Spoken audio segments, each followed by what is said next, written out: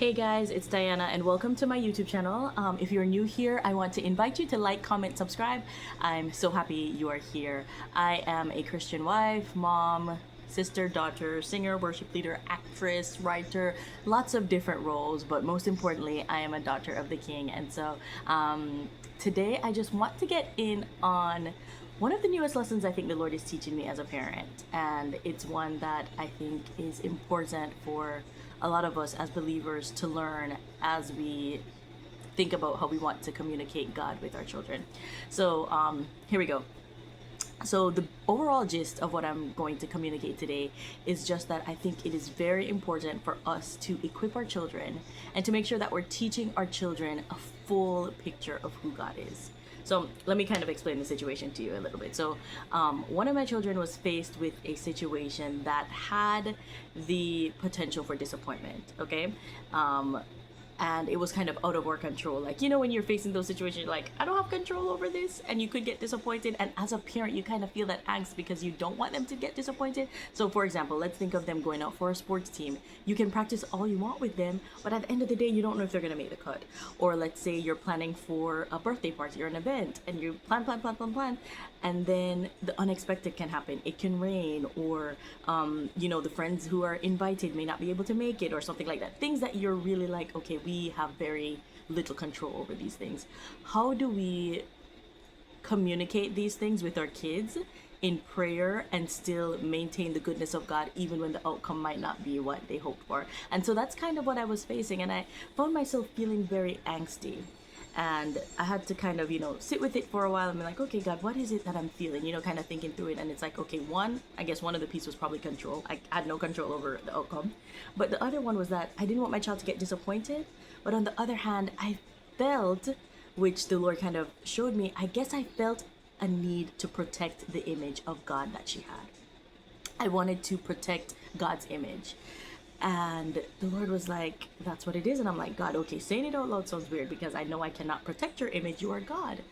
But I think what I was getting at is I was afraid. I was afraid because I was like, God, what if this thing we're praying about and we're praying for a good outcome, what if it doesn't yield the outcome she hoped for?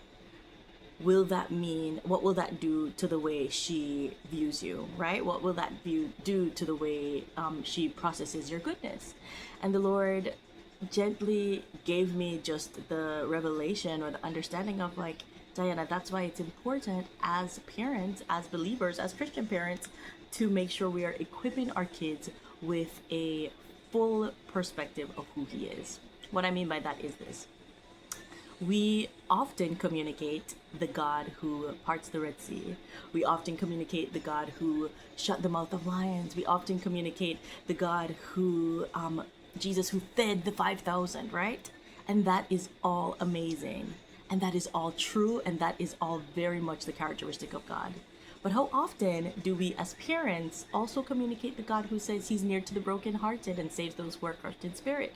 How often do we communicate the God who sometimes allows tragedy in His sovereignty, or allows suffering, or allows grief, but is near to us and walks us through those hard times? How do we communicate that yes, He hears our prayers and He cares about us, but sometimes our prayers are not answered the way we hoped for?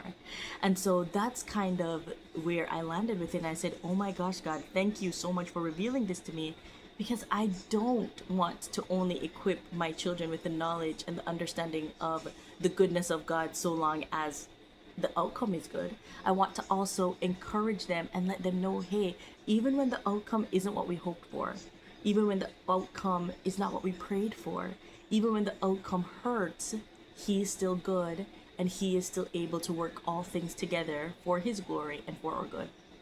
So obviously this is hard to communicate with a 5-year-old, a 1.5-year-old, or someone who's, you know, very young. But I think we can do it in little ways. As we're praying, and as we're praying for outcomes, we can also be like, hey, even if this doesn't happen, even if this toy that we really, really want, we go into the store and it's sold out, God is still good, and He is still going to work it out in His way. It might not be the way we want, but He is still in control. And so that's just what I wanted to come on here and share with you guys today, because as parents, I do know that we sometimes, we want to shield our children's hearts from disappointment. But as I've been navigating adulthood and navigating life, I realized that I don't think that's our job necessarily to shield their heart from disappointment, but to give them a healthy framework of who God is so that when disappointments inevitably do come, they know how to run to the Lord and process it with the Lord instead of using that experience to negate God and His goodness. So I hope this made sense. Thank you guys for joining, and I will see you next time. Bye.